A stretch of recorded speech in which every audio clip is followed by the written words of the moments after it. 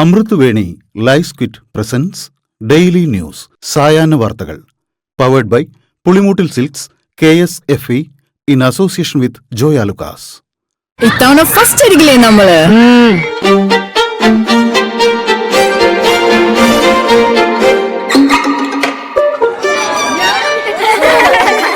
കുട്ടികൾക്കൊക്കെ പെയിൻ ശല്യം ഉണ്ടാകും. അതുകൊണ്ട് ലൈസ് കിറ്റ് ഉപയോഗിച്ച് ക്ലാസ്സിൽ വരാൻ പ്രത്യേകം ശ്രദ്ധിക്കണം. ലൈസ് കിറ്റ് ലൈസ് റിമൂവർ പെയിൻ ശല്യത്തിൽ നിന്നും ഉടനടി ആശ്വാസം. നമസ്കാരം, ഞാൻ നീതു കൃഷ്ണ. ഡെയിലി ന്യൂസിന്റെ സായാഹ്ന വാർത്തകളിലേക്ക് സ്വാഗതം. ഇന്ന് മെയ് 18 തിങ്കളാഴ്ച. KSRTC ബസ്സുകളിൽ സ്ത്രീകൾക്ക് ജൂൺ 15 മുതൽ സൗജന്യ യാത്ര അനുവദിക്കാൻ VD സതീശൻ മന്ത്രിസഭയുടെ ആദ്യ യോഗം തീരുമാനിച്ചു.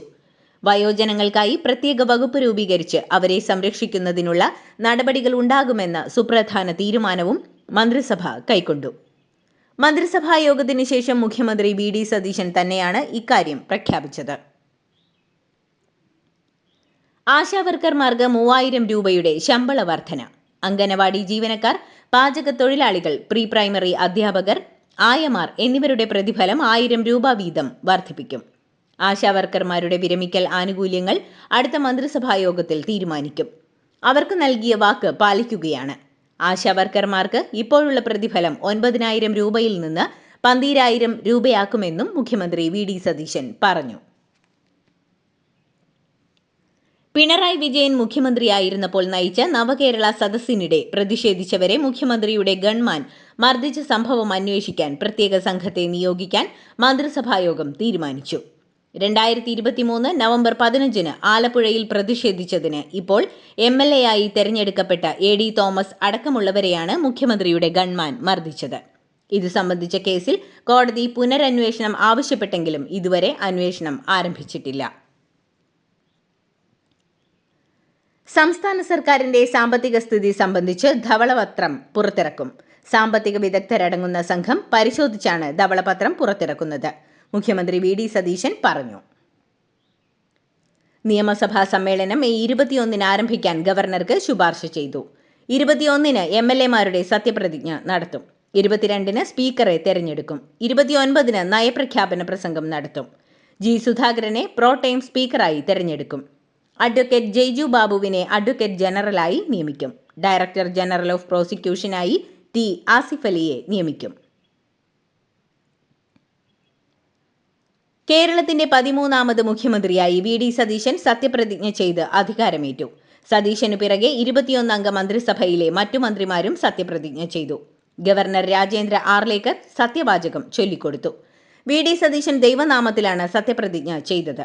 രണ്ടാമതായി മുസ്ലിം ലീഗ് നേതാവ് PK കുഞ്ഞാലിക്കുട്ടിയും മൂന്നാമതായി രമേശ് ചെന്നിത്തലയും സത്യപ്രതിജ്ഞ ചെയ്തു.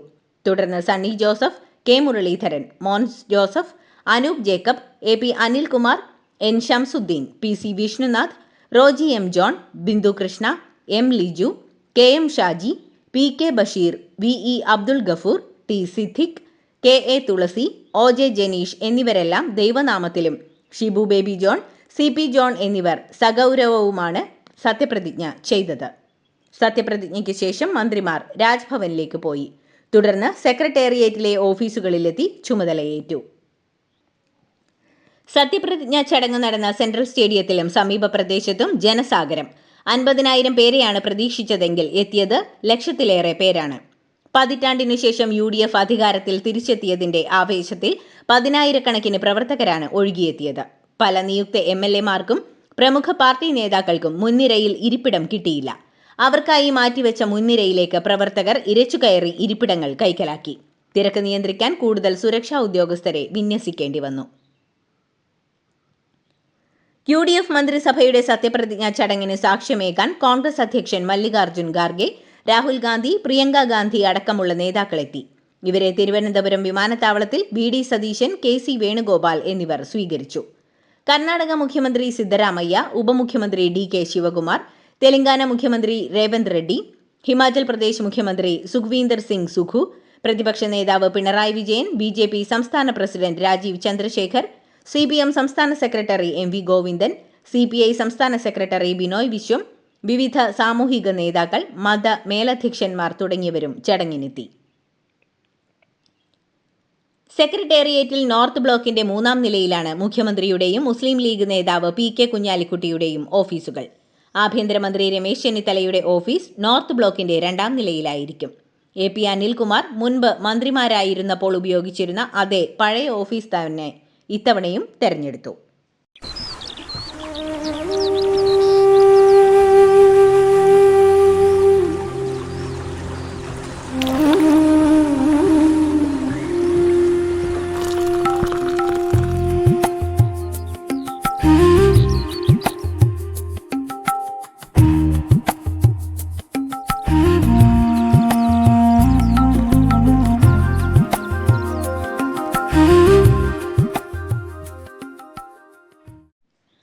പിണറായി വിജയൻ ഉപജാപക സംഘത്തിന്റെ പിടിയിലായ ഏകാധിപതിയെപ്പോലെ ഭരിച്ചെന്നും സംസ്ഥാന സെക്രട്ടറി MV ഗോവിന്ദൻ വാ തുറന്നാൽ പുറത്തു വന്നിരുന്നത് മണ്ടത്തരമാണെന്നും CPM കൊല്ലം ജില്ലാ കമ്മിറ്റിയിൽ വിമർശനം. തെരഞ്ഞെടുപ്പ് ഫലം വിശകലനം ചെയ്യാൻ ചേർന്ന യോഗത്തിലാണ് ഇരുവർക്കുമെതിരെ വിമർശനം ഉയർന്നത്. കണ്ണൂർ, കോഴിക്കോട്, പത്തനംതിട്ട, പാലക്കാട് ജില്ലാ കമ്മിറ്റികളിലും സമാനമായ വിമർശനങ്ങൾ ഉണ്ടായിരുന്നു. വയനാട് പഴയ വൈത്തിരിയിൽ KSRTC മിന്നൽ ബസും ഓട്ടോറിക്ഷയും കൂട്ടിയിടിച്ച് ഒരു കുടുംബത്തിലെ 3 പേർ മരിച്ചു. നമ്പിക്കൊല്ലി സ്വദേശിയായ നാരായണൻ, ഭാര്യ സിജി, മകൻ അഭി എന്നിവരാണ് മരിച്ചത്. മുഖ്യമന്ത്രിയായി ചുമതലയേറ്റ VD സതീശന് ആശംസകൾ നേർന്ന് പ്രധാനമന്ത്രി നരേന്ദ്രമോദി. പുതിയ സർക്കാരിന് കേന്ദ്ര സർക്കാരിന്റെ എല്ലാ പിന്തുണയും ഉണ്ടാകുമെന്ന് മോദി ഉറപ്പു നൽകി. ജനങ്ങളുടെ ആഗ്രഹങ്ങൾ സഫലീകരിക്കാൻ പുതിയ കേരള ഗവൺമെന്റിന് കേന്ദ്ര ഗവൺമെന്റ് എല്ലാ പിന്തുണയും ഉറപ്പു നൽകുന്നുവെന്നും മോദി എക്സിൽ കുറിച്ചു. കേരളത്തിൽ UDF നേടിയ മഹാവിജയത്തിന് AICC ജനറൽ സെക്രട്ടറി KC വേണുഗോപാലിന് നന്ദി പറഞ്ഞ് രാഹുൽ ഗാന്ധി. കേരളത്തിലെ ജനങ്ങൾ ഈ സർക്കാരിനു വേണ്ടി പോരാടി. അവരുടെ ശബ്ദമായിരിക്കും ഈ സർക്കാരിനെ നയിക്കുക.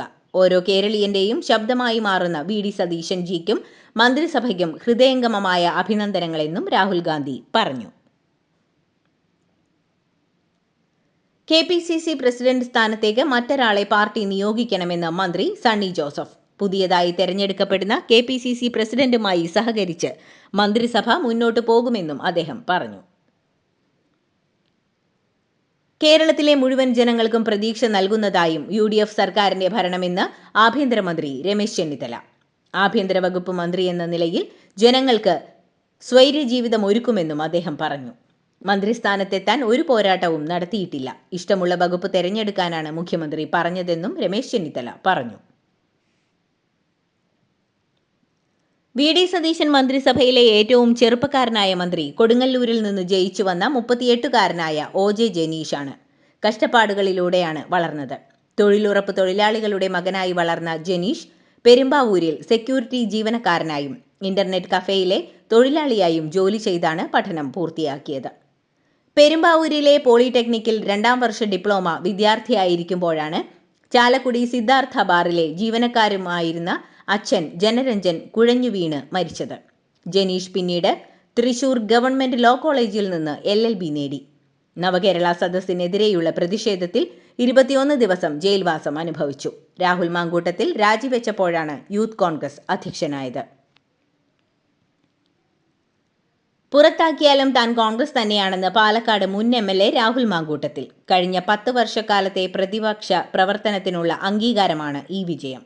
എല്ലാ കാലവും പാർട്ടിക്കാരനാണ്. അതിനാൽ തന്നെ ഖേദമൊന്നുമില്ല. ജനപ്രതിനിധിയോ പാർട്ടി ഭാരവാഹിയോ ആകാതെയും മുന്നോട്ടു പോകാനാകുമെന്നും പറഞ്ഞു. സത്യപ്രതിജ്ഞാ ചടങ്ങിൽ പങ്കെടുക്കാൻ തിരുവനന്തപുരത്തെത്തിയതായിരുന്നു രാഹുൽ മാങ്കൂട്ടത്തിൽ. മന്ത്രിമാർക്ക് ഒരു മാസം ലഭിക്കുന്ന പ്രതിഫലം 97,429 രൂപ. അടിസ്ഥാന ശമ്പളം, ക്ഷാമബത്ത, മണ്ഡല അലവൻസ്, യാത്രാ അലവൻസ് എന്നിവ ഉൾപ്പെടെയാണിത്. കൂടാതെ മന്ത്രിമാർക്കെല്ലാം സകുടുംബം പൂർണ്ണ ചികിത്സാ പരിരക്ഷയും ലഭിക്കും. ഔദ്യോഗിക വസതിയും കാറും പൈലറ്റ് വാഹനവും പേഴ്സണൽ സ്റ്റാഫ് സൗകര്യവും ലഭിക്കും. UDF സർക്കാരിന്റെ സത്യപ്രതിജ്ഞാ ചടങ്ങിന് സാക്ഷിയാകാൻ സാധിക്കാത്തതിലെ വിഷമം പങ്കുവച്ച് PV അൻവർ.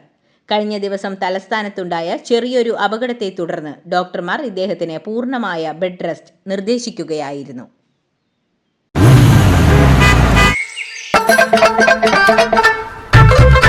എല്ലാവർക്കും വന്നു ഡാൻഡ്രഫ്, എന്തു ചെയ്യും ചേട്ടാ? പേടിക്കണ്ട, ഇവിടുണ്ടല്ലോ ഡാൻഡ്രോക്കിൻ ഓയിൽ. ഉടനടി മാറും താരൻ, ഉപയോഗിക്കൂ വേഗം. അമൃത് Veni ഡാൻഡ്രോക്വെറ്റ്. the ultimate dandruff solution.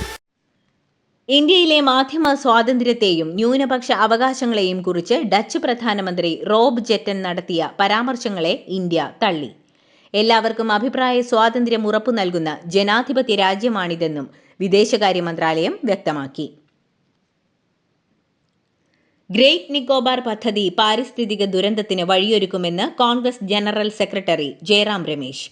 റൺവേയുടെ നീളം 3 ഇരട്ടിയാക്കുന്നതിനും നാവിക ജെട്ടി നിർമ്മിക്കുന്നതിനുമുള്ള പദ്ധതികൾക്ക് 5 വർഷത്തിലേറെയായി അനുമതി ലഭിച്ചിട്ടില്ല. ഈ വികസന പദ്ധതികൾക്ക് പാരിസ്ഥിതിക ആഘാതം കുറവായിരിക്കും. എന്നാൽ നാവിക തുറമുഖം അടക്കമുള്ള പദ്ധതികൾ വലിയ പരിസ്ഥിതി പ്രത്യാഘാതങ്ങൾ ഉണ്ടാക്കുമെന്നും അദ്ദേഹം പ്രതിരോധ മന്ത്രി രാജ്നാഥ് സിംഗിന് അയച്ച കത്തിൽ പറയുന്നു. റെയിൽവേ സ്റ്റേഷനിൽ നിർത്തിയിരുന്ന പാസഞ്ചർ ട്രെയിനിൽ അഗ്നിബാധ. ബീഹാറിലെ സാസാരാം റെയിൽവേ സ്റ്റേഷനിൽ നിന്ന് പാറ്റ്നയിലേക്ക് പുറപ്പെട്ട ഭഭുവ Sasaram Patna intercity fast passenger ട്രെയിനിലെ കോച്ചിന്റെ ശുചിമുറിയിൽ നിന്നാണ് തീ പടർന്നത്. നിരവധി യാത്രക്കാർ കോച്ചിൽ ഇരുപ്പുറപ്പിച്ചിരുന്നു. പുക ഉയർന്നതോടെ എല്ലാവരും പുറത്തേക്കിറങ്ങി ഓടി. പ്രണയാഭ്യർത്ഥന നിരസിച്ചതിന് യുവതിയെ യുവാവ് കഴുത്തറുത്ത് കൊലപ്പെടുത്തി. പ്രതിയായ യുവാവിനെ ആൾക്കൂട്ടം ഓടിച്ചിട്ട് പിടികൂടി തല്ലിക്കൊന്നു. തെലങ്കാനയിലെ ജഡ്ചർലയിലാണ് സംഭവം. സ്വകാര്യ സ്കൂളിൽ റിസപ്ഷനിസ്റ്റായ വൈഷ്ണവിയെയാണ് തേജ എന്ന യുവാവ് കൊലപ്പെടുത്തിയത്. ആൾക്കൂട്ട മർദ്ദനത്തിൽ മാരകമായി പരിക്കേറ്റ തേജ ആശുപത്രിയിൽ വച്ച് മരിച്ചു. തമിഴക വെട്രി കഴകം സർക്കാരിന് 6 മാസത്തിൽ കൂടുതൽ ആയുസ്സുണ്ടാവില്ലെന്ന് DMK MLAയും മുൻ മന്ത്രിയുമായ അനിത രാധാകൃഷ്ണൻ. വിജയുടെ പാർട്ടിക്ക് നിയമസഭയിൽ സ്വന്തമായി വ്യക്തമായ ഭൂരിപക്ഷമില്ലെന്നും മറ്റ് കക്ഷികളുടെ ദയയിലാണ് ഈ സർക്കാർ നിലനിൽക്കുന്നതെന്നും അനിത രാധാകൃഷ്ണൻ ചൂണ്ടിക്കാട്ടി. വ്യോമാഭ്യാസ പ്രകടനത്തിനിടെ US നേവിയുടെ 2 യുദ്ധവിമാനങ്ങൾ കൂട്ടിയിടിച്ച് അഗ്നിഗോളമായി. വിമാനങ്ങളിലെ പൈലറ്റുമാർ ഇഞ്ചക്ട് ചെയ്ത് രക്ഷപ്പെട്ടു. അമേരിക്കയിലെ ഇദാഹോയിൽ നടന്ന വ്യോമാഭ്യാസ പ്രകടനത്തിനിടെയാണ് US നാവികസേനയുടെ 2 യുദ്ധവിമാനങ്ങൾ ആകാശത്ത് വെച്ച് കൂട്ടിയിടിച്ചത്. നൈജീരിയയിലെ ബോർണോ സ്റ്റേറ്റിൽ 3 സ്കൂളുകളിലെ 50-ലധികം കുട്ടികളെ തോക്കുധാരികൾ തട്ടിക്കൊണ്ടുപോയി. കാണാതായവരിൽ ഭൂരിഭാഗവും 5 വരെ വയസ്സുള്ള കുട്ടികളാണ്. സായുധ സംഘങ്ങൾ ആക്രമണത്തിന് ശേഷമാണ് കുട്ടികളെ തട്ടിക്കൊണ്ടുപോയത്. തായ്ലാന്റ് തലസ്ഥാനമായ ബാങ്കോക്കിൽ ലെവൽ ക്രോസിംഗിൽ ബസ്സിലേക്ക് ഗുഡ്സ് ട്രെയിൻ ഇടിച്ചു കയറി 8 പേർ മരിച്ചു. 32-ലേറെ പേർക്ക് ഗുരുതര പരിക്ക്. അസോക്ദിൻ ഡേങ് റോഡിൽ എയർപോർട്ട് റെയിൽ ലിങ്കിന്റെ മക്കസാൻ സ്റ്റേഷനു സമീപമുള്ള റെയിൽവേ ക്രോസിംഗിലുണ്ടായ അപകടത്തിൽ ബസ് കത്തിച്ചാമ്പലായി. ഇതോടുകൂടി ഡെയിലി ന്യൂസിന്റെ ഇന്നത്തെ സായാഹ്ന വാർത്തകൾ സമാപിക്കുന്നു. ഡെയിലി ന്യൂസിനു വേണ്ടി വാർത്തകൾ വായിച്ചത് നീതു കൃഷ്ണ. DailyNewsLive.in വാർത്തകൾ വിരൽത്തുമ്പിൽ.